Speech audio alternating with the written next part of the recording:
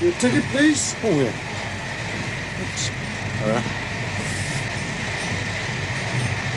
Thank you, sir. Thanks very much indeed. This ticket allows me to travel from London to Glasgow. That's a distance of 400 miles at an average speed of 80 miles an hour. Now that's 10 miles an hour faster than the legal maximum for cars on a motorway. And I can relax, read a book, or have a meal whilst I'm doing it.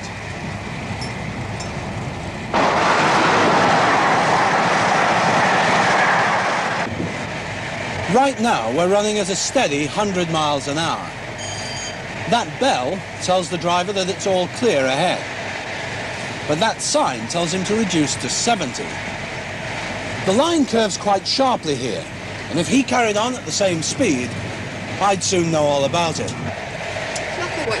White, please. For a start, this coffee would probably end up on the floor.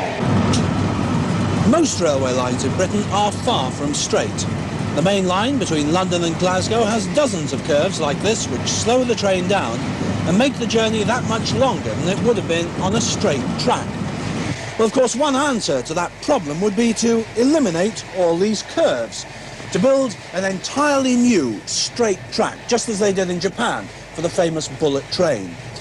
But even if that were possible here in Britain, it would involve new cuttings, enormously long tunnels, and it would be prohibitively expensive. So the engineers began to look for an entirely new solution. Back in 1970 or thereabouts, they built a rather strange-looking vehicle at the Railway Technical Centre in Derby. Now, one of the odd things about it was that the actual body, the bit above the wheels, could be tilted sideways. The theory was that by making it do this when the vehicle was travelling fast around a curve, it would prevent things from being thrown about inside. Well, that was the theory. And it's been tried and tested in the new Advanced Passenger Train, the APT. And that's what I'm on my way to join now.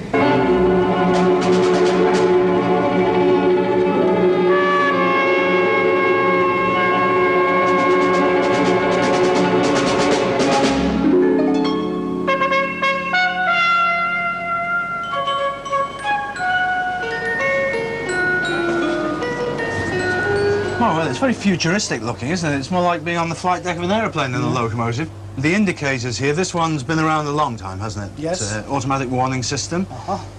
That I've never seen before. What is that? Well, that's the new thing called CAPT, C-A-P-T. And you can see it says maximum speed 125 miles per hour. What happens is the train moves along the track. Equipment on the track side throws up a signal and it's reflected in here in numbers showing the exact speed that the driver should be at that particular point on the track. So it really instructs the driver how he should be driving the train? Yes, and he makes the necessary adjustments. Now, you've driven all sorts. You started off in steam. You were one of the first people ever to drive this train, which is actually Scots, isn't it? This particular one. Yes. How does it compare? Oh, there's no comparison. No comparison at all. The old steam days were romantic days, but they've gone and we're now into a new era, and this is much, much better, much more comfortable, much more pleasurable, and well, the steam had a soul, as a lot of people say. This has also got a soul, I think, and a great future. Is it exciting? That's just the word, exciting. All passengers travelling on the special intercity APT service, please collect their boarding passes at the APT kiosk.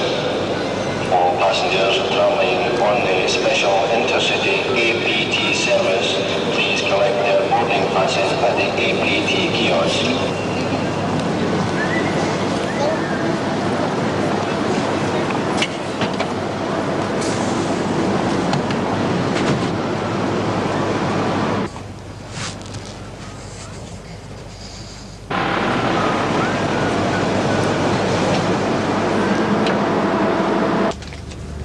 Oh, Willie, caught up with you at last. Hello, Peter.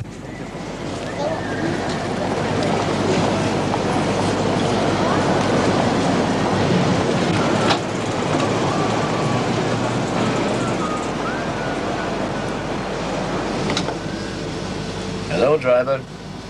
Guard here. 2 minutes to departure time. Right, well, thank you. 2 minutes to go, Andy. Good morning, ladies and gentlemen. This is your guard speaking. You are travelling on the Intercity APT from Glasgow to London Euston. The train is now ready to depart.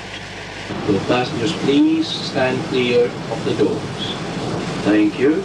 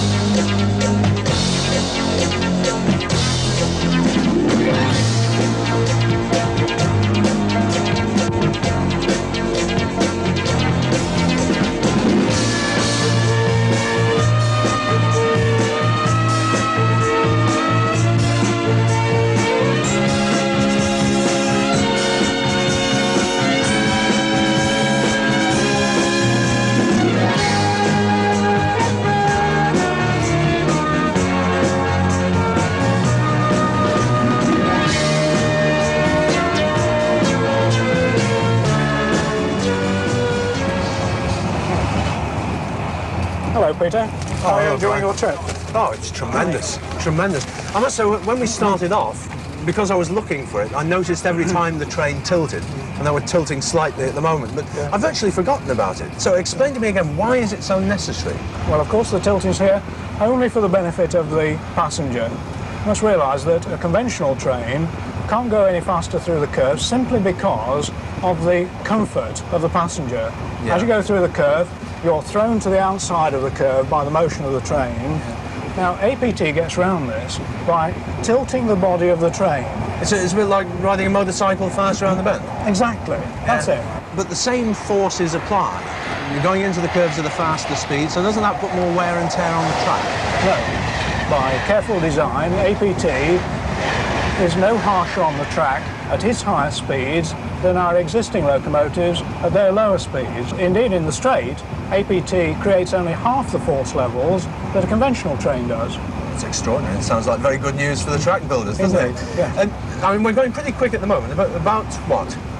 Oh, we're doing our maximum cruising speed of 125 miles per hour. But that's not the fastest the train will go. Oh no, is it? the train has, of course, been up to a British speed record of 160 miles per hour during our test phase.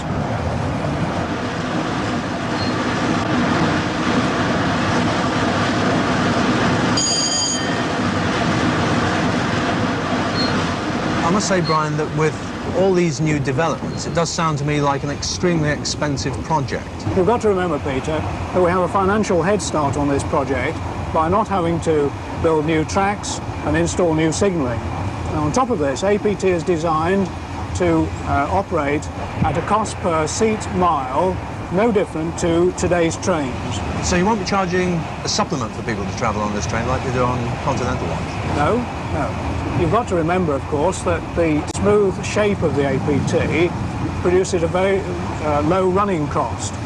Additionally, APT is a lightweight train. This means that to accelerate the train and to haul it up hills takes significantly less energy. Yes. On top of this, the train is an articulated train. This is where adjacent vehicles share a common bogie, and this leads to a lower drag or rolling resistance.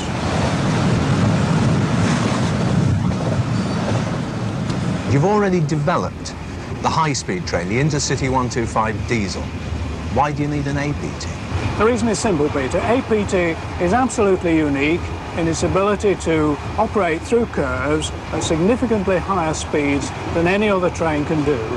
Now, this means that the APT can operate on the West Coast Main Line, which has a significant percentage of severe curves, with journey time reductions which cannot be achieved with trains such as the HST. The same is true on other lines, such as the Midland Main Line, up to the areas such as Derby, Sheffield, Leicester, Nottingham, where with extended electrification we could have the same economic benefits from APT.